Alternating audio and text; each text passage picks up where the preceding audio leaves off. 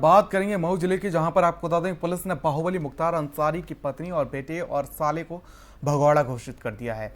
इनके खिलाफ जिले के 3 थानों में केस दर्ज कर उनकी तलाशी की जा रही है। मुख्तार के गृह जनपद गाजीपुर के सभी ठिकानों पर छापेमारी की गई है। हालांकि अंसारी के रिश्तेदार वहां नहीं मिले, जिसके बाद दरवाजे पर नोटिस चिपका दिया गया है।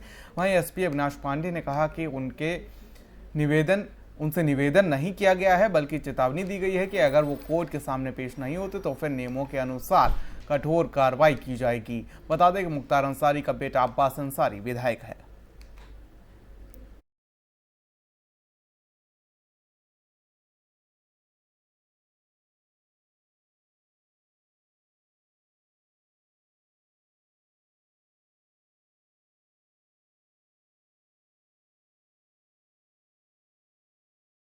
मुख्तार अंसारी के परिवार की मुश्किलें बढ़ती जा रही हैं और आपको बता दें कि पत्नी और साले को भगौड़ा घोषित कर दिया गया है, साथ ही बेटे को भी भगौड़ा घोषित कर दिया गया है।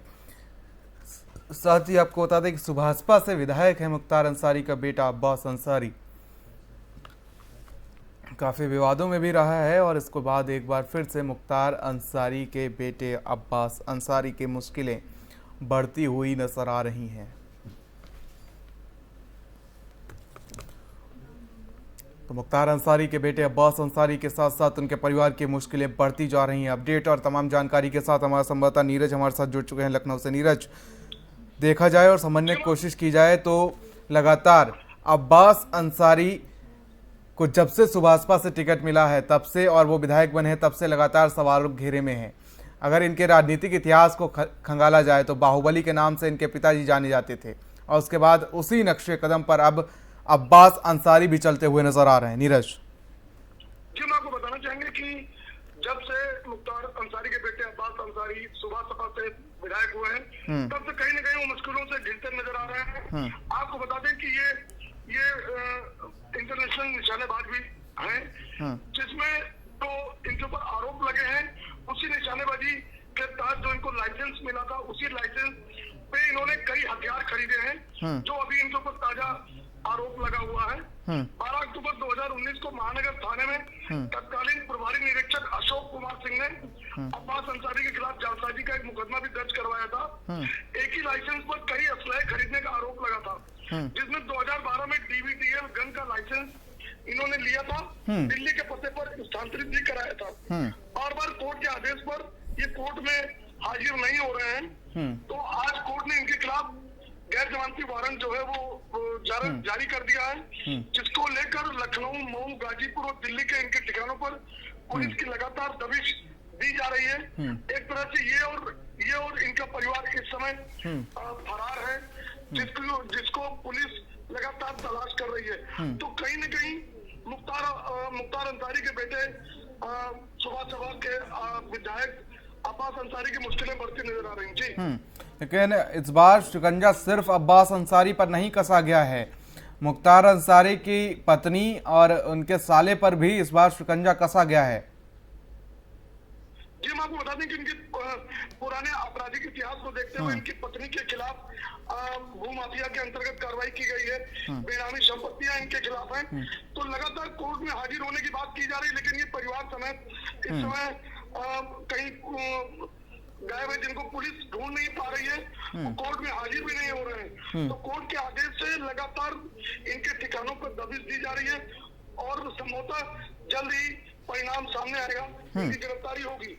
चलिए नीरज, बिल्कुल ये देखने वाली बात होगी कि आखिर ये कब तक हाजिर होते हैं और पुलिस उनके खिलाफ क्या कार्रवाई करती है। तमाम जानकारी के लिए, साथ ही हमारे साथ जुड़ने के लिए आपका बहुत बहुत शुक्रिया नीरज।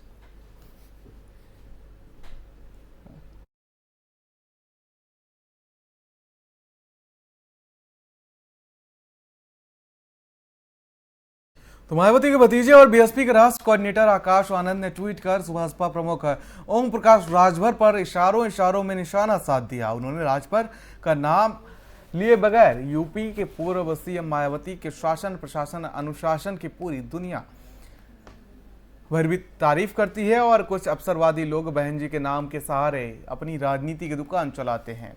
ऐसी स्वार्थी लोगों से सावधान रहने की जरूरत है।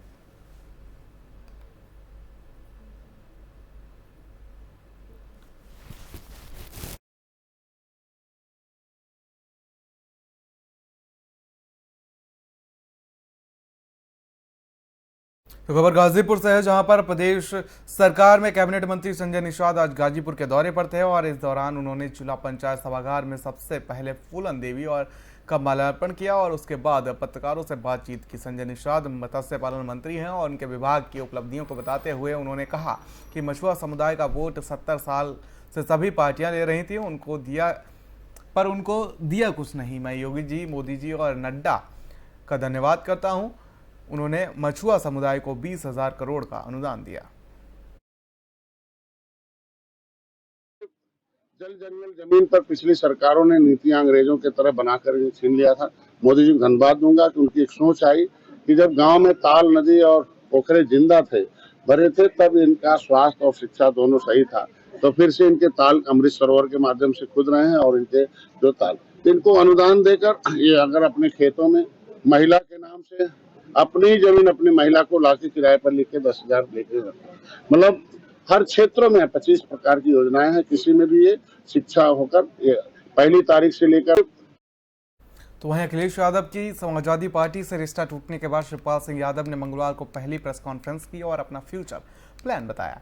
उन्होंने सपा के पत्र को लेकर कहा कि यह पत्र अपरिपक्वता है और उन्होंने अखिलेश यादव से सवाल किया कि अगर यही करना था तो इस पत्र की क्या जरूरत थी, मुझे विधानमंडल दल से निकाल देते। इस दौरान शिवपाल यादव का तर्ज भी झलका, जिसमें उन्होंने विधानसभा चुनाव के दौरान सपा के सिंबल को अपनाया था और शिवपाल सिंह यादव ने कहा कि मीडिया के माध्यम से मुझे इस पत्र के बारे में पता चला कि औपचारिक स्वतंत्रता मुझे दे दी गई है और यह परिपक्वता है।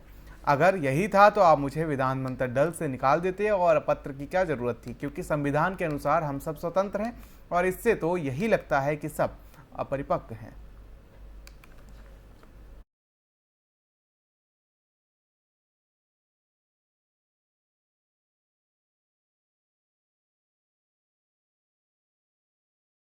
तो वहीं पूर्व मंत्री गायत्री प्रसाद प्रजापति की मुश्किलें बढ़ती जा रही हैं। प्रवर्तन निदेशालय ने उनकी करोड़ों की जमीन जब्त कर ली है और प्रजापति ने इस जमीन को अपने नौकर राम सहाय के नाम पर ली थी। जब्त की गई जमीनों में लगभग 10 बीघा लखनऊ के मोहनलालगंज तहसील के इंद्रजीत खेड़ा गांव की है और जमीन जब्त करने की कार्रवाई के बाद प्रवर्तन निदेशालय ने वहां पर नोटिस भी लगा दिया। गायत्री प्रसाद प्रजापति की अब तक 90 करोड़ रुपए की संपत्ति जब्त की जा चुकी है।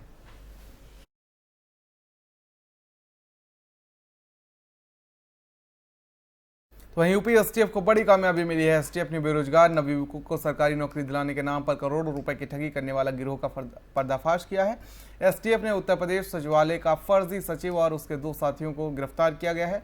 पकड़े गए अभियुक्तों के पास से कई अहम दस्तावेज और फर्जी आधार कार्ड, ड्राइविंग लाइसेंस एसटीएफ ने बरामद किए हैं। फिलहाल गिरफ्तार अभियुक्तों को थाना हजरतगंज लखनऊ में दाखिल कर आवश्यक विधिक कार्रवाई स्थानीय पुलिस द्वारा की जा रही है।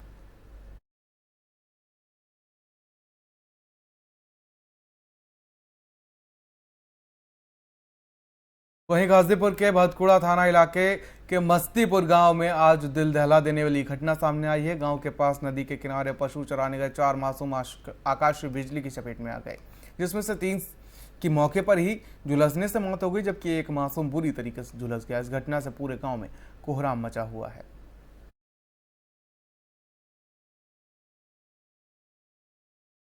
तो इस बुलेटिन में फिलहाल मेरे साथ इतना ही। देश और दुनिया की अहम खबरों के लिए बने रहिए FM न्यूज के साथ। नमस्कार।